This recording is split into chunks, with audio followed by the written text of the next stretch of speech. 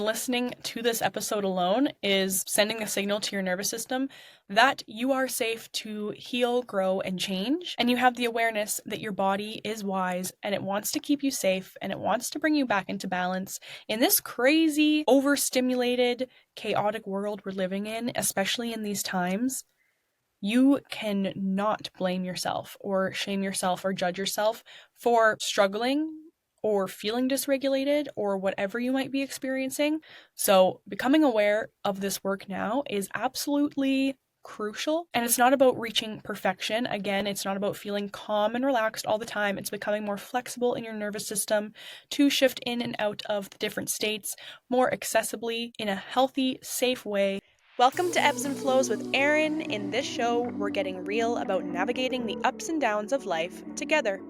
I'm your host, Erin, and we're ditching the pressure to have it all figured out along the way because honestly, nobody does. We'll explore all things healing, growing, creating, and connecting. And if you deal with anxiety, depression, being a highly sensitive person, or just feeling overwhelmed by life sometimes, I see you, and this show is for you.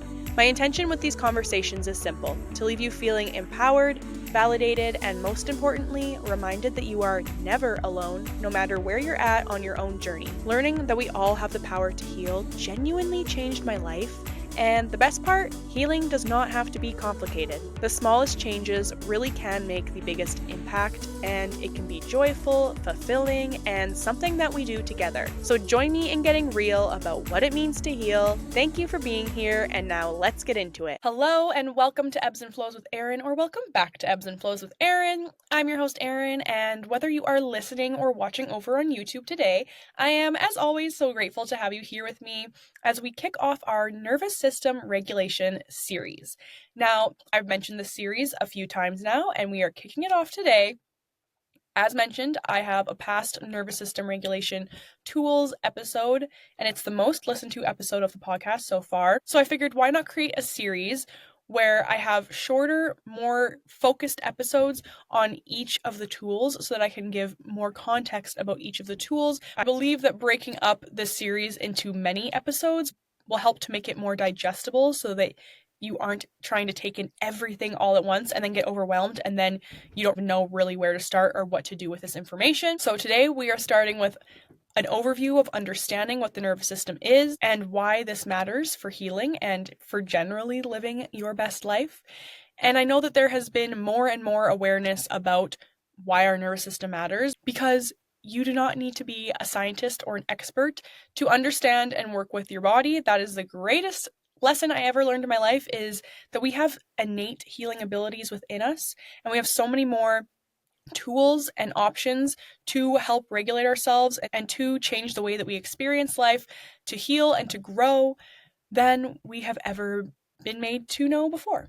So let's dive in with explaining what is the nervous system. So your autonomic nervous system, in simple terms, consists of two branches, the sympathetic and the parasympathetic. The sympathetic nervous system rules the fight or flight state, and its goal is simply to keep us safe and alive. The parasympathetic nervous system rules over rest, digest, and heal. So this is the state we have to be in order for any healing, growth, or change to take place. And these systems are working to keep us safe and balanced. Their goal is survival first and healing second.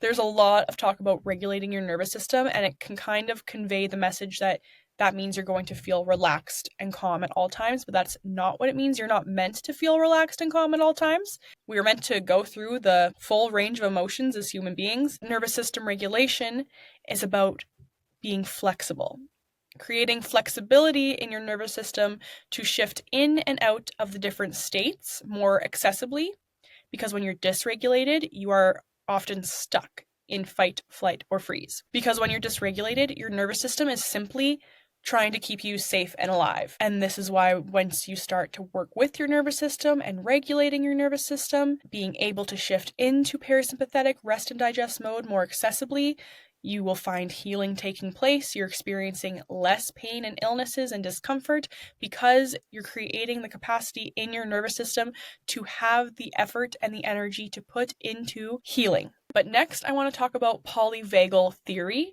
give a simple overview of what this is and why it matters. And I'm going to read directly from the Polyvagal Theory Institute. So polyvagal theory is a way of understanding how our nervous system responds to different situations, like stress, danger, or safety. It was developed by Dr. Stephen Porges. Okay, I don't know how to say his last name. Porges, a neuroscientist and psychologist in 1994. In simple terms, polyvagal theory helps us understand how our body and brain work together to respond to stressors that are a part of everyday life, as well as experiences that are more significant, such as trauma. So according to polyvagal theory, our nervous system has three main response states. These are, number one, safe and social, which is when you are calm, connected, and regulated.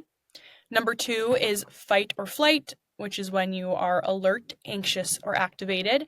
And number three is freeze or shut down, which is when you feel numb, disconnected, or collapsed. These three states are not entirely separate, but rather a continuum through which we move on a daily basis. Although the three states are controlled by different parts of our nervous system, they are all directly managed by the vagus nerve. The vagus nerve is a large nerve that goes from the base of the brain to the gut, connecting the brain to the body. The vagus nerve plays a key role in regulating our heart rate, breathing, and digestion, as well as our emotional state. Polyvagal theory suggests that by understanding the fluctuation of these different response states, we can better manage our own health and wellness and better understand the behavior of others. So we talk about the vagus nerve a lot in energy healing and nervous system regulation because you want to stimulate your vagus nerve to send the signal to your nervous system to shift into the parasympathetic state, the rest and digest state. And the future episodes will get into all the different ways that you can stimulate your vagus nerve. As the polyvagal theory just said, it is the largest nerve in your autonomic nervous system. It connects our brain to our gut. It sends signals from our brain to our body, and it rules many functions like the ones we just listed. So it is important to understand generally what the vagus nerve is and what it does. And it's important to know that these are automatic responses, not personality traits or flaws. They are subconsciously driven. It's not a choice that you are consciously making to react in whichever state you're reacting in. So try not to beat yourself up about whatever state you're noticing that you are often in, because we're going to get into this, but it is subconsciously driven by the layers and layers of conditioning, old conditioning that is mostly made up of experiences from childhood and other traumas, which we're going to get into. But this general understanding of polyvagal theory is important because healing happens when we learn how to shift between these states safely. So next I want to go over the fight, flight, freeze, and fawn responses. When you respond with fight, you'll experience anger, irritability, and feeling the need to defend. The flight response can come with anxiety, panic, overworking, avoiding. The freeze response can come with numbness, dissociation, feeling stuck or hopeless. And the fawn response can come with people-pleasing and abandoning your own needs for safety. These are all normal responses to perceived threats, and most often subconscious. They're what we learned kept us safe or worked well for us in childhood, especially. So for example, maybe you're in a social situation or an argument is arising with someone in your life. If you are in the fight response, you're going to respond with anger, irritability, feeling the need to defend yourself. Where if you're in the flight response, you might start to panic, start to feel symptoms of anxiety. You might rush out of the room or rush out of wherever you are. You're avoiding dealing with the conflict or the confrontation. If you're in the freeze response, you might start to dissociate as this person's getting confrontational. You might feel numb and shut down and just kind of take it. And if you're in the fawn response and an argument's coming up or someone's being confrontational, you will probably shift into people-pleasing, doing or saying whatever you can to keep that person stable, make them happy, abandoning your own needs or your own true feelings or beliefs to keep them happy and stable. Because when you're in the fawn response, you view someone being unhappy or unstable as dangerous. I hope that could kind of help put context to each of these responses. And again, these are all normal responses and they are all not a conscious decision. But the more that we work with our nervous system, the more that we will appropriately respond to certain triggers or situations, scenarios in life with the healthiest response. Whereas when we're dysregulated, we're often stuck in a certain response that probably isn't serving us well. And that leads me into how trauma affects the nervous system, because while the responses and the state of our nervous system that we're stuck in often aren't serving us well anymore, they are often learned and conditioned in us from our past experiences, either in childhood or other traumas that you've endured. So while the response or the state that you're stuck in now may no longer serve you well, in the past, it likely did serve you in keeping you safe. And so that is what you are conditioned to respond with.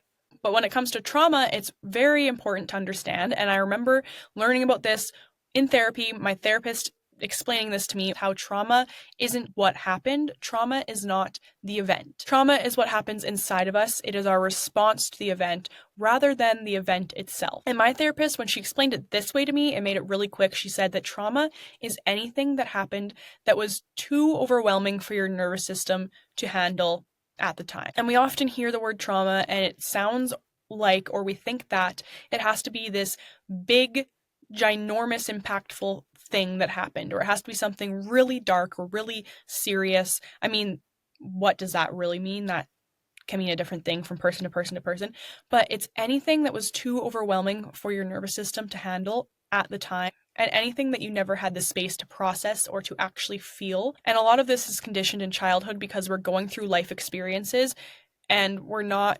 processing everything that's happening to us. And unprocessed trauma can keep us stuck in survival states, even when the danger is long gone. In our body, the feeling of danger lives on.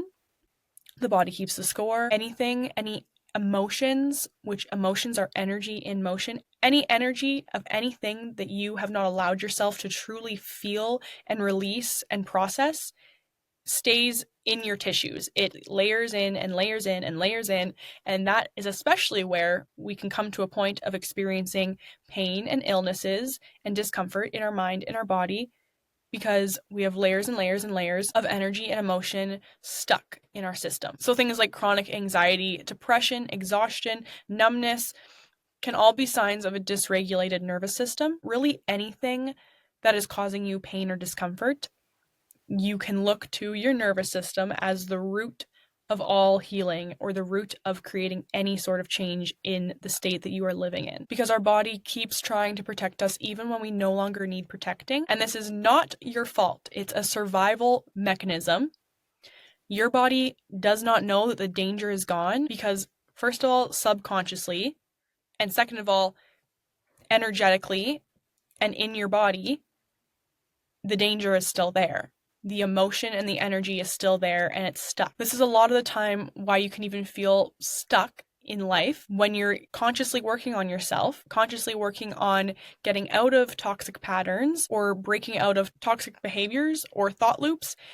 And eventually you always end up falling back into them. You can be doing everything else in the self-development, self-growth world, but if you're not working with your body and your nervous system, your energy, they're all tied together. Everything stems from your body. You have to be working on that element. That's where I was stuck in my healing for a very long time, when I had no clue about working with our nervous system or energy in general. And I was reading all the self-development books, the self-growth books. I was writing affirmations. I was journaling, doing these things, and then wondering, okay, why am I still struggling with this? Why do I always come back to this? And it was when I began to learn about energy and I began working with my nervous system, allowing myself to process old traumas, process old emotions, cleanse my energy, regulate my nervous system, work with my body.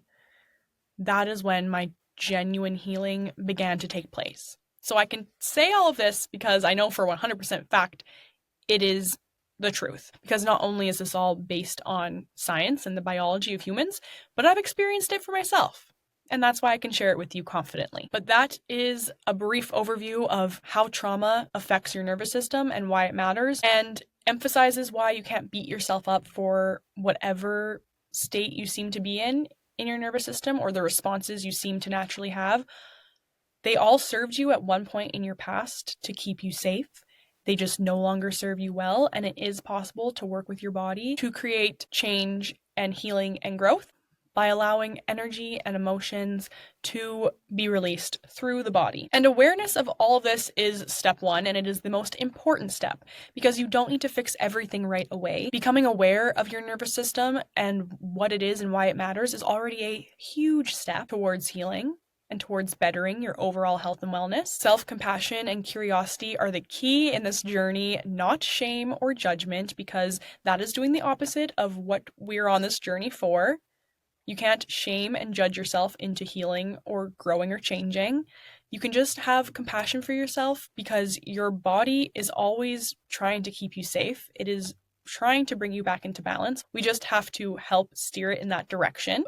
And you can learn how to support your system and feel safe again. It doesn't have to be super complicated. Yes, it can take time, and it's about consistent action, but it doesn't have to be overly complicated.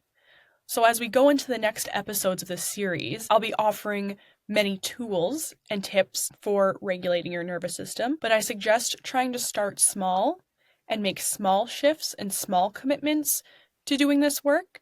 And over time, it will become more natural for you to do, and you will see the change in the state that you're living in how you feel in your body and your mind. Just because it's not happening overnight doesn't mean that it's not happening. I promise you that it is. And listening to this episode alone is sending a signal to your nervous system that you are safe to heal, grow, and change. And you have the awareness that your body is wise and it wants to keep you safe and it wants to bring you back into balance in this crazy, overstimulated, chaotic world we're living in, especially in these times.